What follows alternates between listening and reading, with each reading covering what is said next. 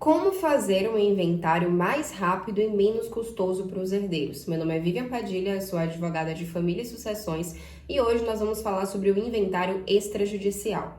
Antes de falar efetivamente sobre o inventário extrajudicial, eu preciso falar com vocês sobre o inventário judicial para que a gente possa comparar os custos que os herdeiros têm com o inventário judicial e com o inventário extrajudicial para vocês entenderem por que essa segunda opção é menos custosa.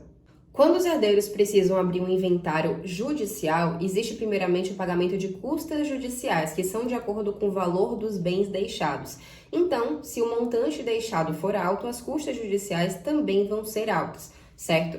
Depois tem os honorários do advogado, que também são pagos inicialmente. E os honorários do advogado dentro de um processo judicial costumam ser muito maiores do que os honorários de um processo extrajudicial, porque o advogado pode ficar ali atuando na causa por 5, 10, 15, 20 anos. Então é muito tempo e os honorários têm que se adequar a isso também. Além disso, tem a manutenção dos bens ao longo do processo de inventário. Por exemplo, se existe um carro, um imóvel, tem coisas para serem pagas para manter aqueles bens, os herdeiros vão ter que fazer isso durante o processo e isso também vai ser mais um custo que precisa ser adicionado. Além da desvalorização, de um carro, por exemplo, que desvaloriza muito ao longo dos anos e não tem o mesmo valor ao final quando a propriedade for efetivamente transferida. Por fim, tem o imposto de transmissão causa-mortes, que é o imposto que as pessoas, que os herdeiros precisam pagar em cima dos valores dos bens que vão ser transmitidos para eles. E no inventário extrajudicial, Vivian, não existem esses custos? Existem, mas são um pouco diferentes. Primeiro que não se pagam custas judiciais, se pagam custas de cartório, que costumam ser bem menores que as custas judiciais.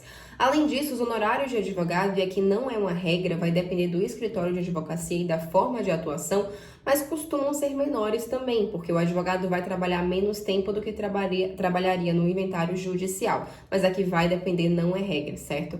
Além disso, não vai precisar manter os bens durante o processo, porque são poucos meses em que se resolve o inventário extrajudicial em cartório. Então, não tem por que manter bens durante muitos anos e a desvalorização também não vai ser a mesma. A única coisa que não se modifica é o imposto, porque isso é regra e vai ter que pagar de acordo com o valor dos bens, sim.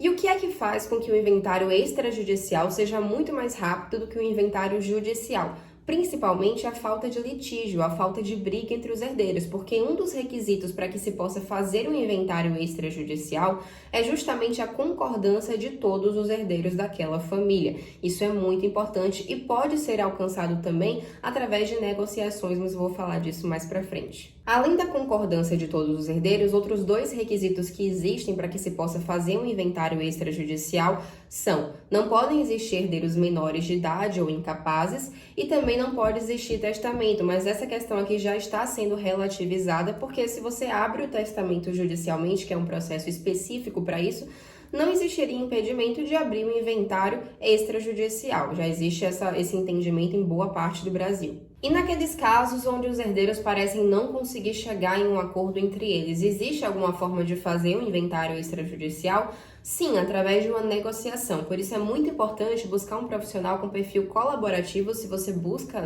tentar fazer um acordo ali naquele processo, para que os profissionais, os advogados, conversem entre si. Afinal de contas, o inventário ele está disposto em lei. Se não tiverem questões mais complexas envolvendo, por exemplo, o reconhecimento de união estável, algo do tipo, se forem os herdeiros, já tiver ali certo qual é o percentual de cada um, por que vai existir briga? É muito melhor abrir os olhos dos clientes e mostrar que o caminho mais rápido, menos custoso, onde os bens vão se desvalorizar menos e onde eles vão ter acesso mais rápido àquela propriedade é o inventário extrajudicial. Então fique atento no perfil da pessoa que você contrata, porque isso é muito importante na hora de negociar. E existe, inclusive, a possibilidade de abrir o inventário judicial, suspender e migrar para o inventário extrajudicial depois para não pagar multa, por exemplo, porque existe uma multa caso você demore mais de 60 dias para abrir um inventário depois do falecimento, já começa a incidir uma multa progressiva sobre o valor dos bens, que vai ser paga ao final, junto com o ITCMD, com esse imposto de transmissão causa-morte, certo? Então isso vai onerar mais ainda os herdeiros, porque vai se perder mais uma parte ali dos bens que foram deixados. Abrindo esse inventário judicial, interrompe esse prazo de 60 dias. Suspende, os herdeiros conversam, os advogados conversam entre si, tentam chegar em um consenso.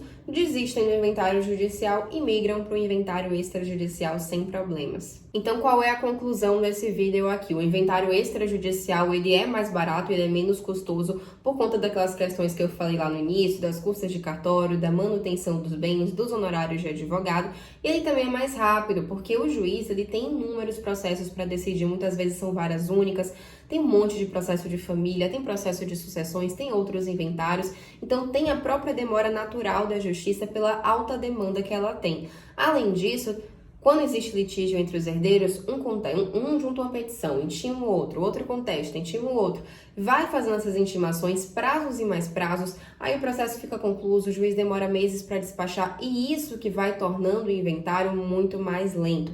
Então, resolver esse litígio, resolver essa briga entre os herdeiros é o cerne da questão. E além disso, se tiverem, por exemplo, herdeiros menores de idade, mas todos estiverem de acordo, também é possível fazer um inventário judicial mais rápido. Não é porque é judicial que ele é demorado. Geralmente é porque ele é litigioso, porque existe briga que ele costuma ser demorado, certo? Espero que esse vídeo tenha esclarecido para você, as diferenças entre o inventário judicial e o inventário extrajudicial para te fazer escolher melhor qual é o caminho que você quer seguir. Se você também quiser saber mais dicas sobre direito de família e sucessões, me segue lá no Instagram, @vivianpadilha_, que eu falo muito sobre isso.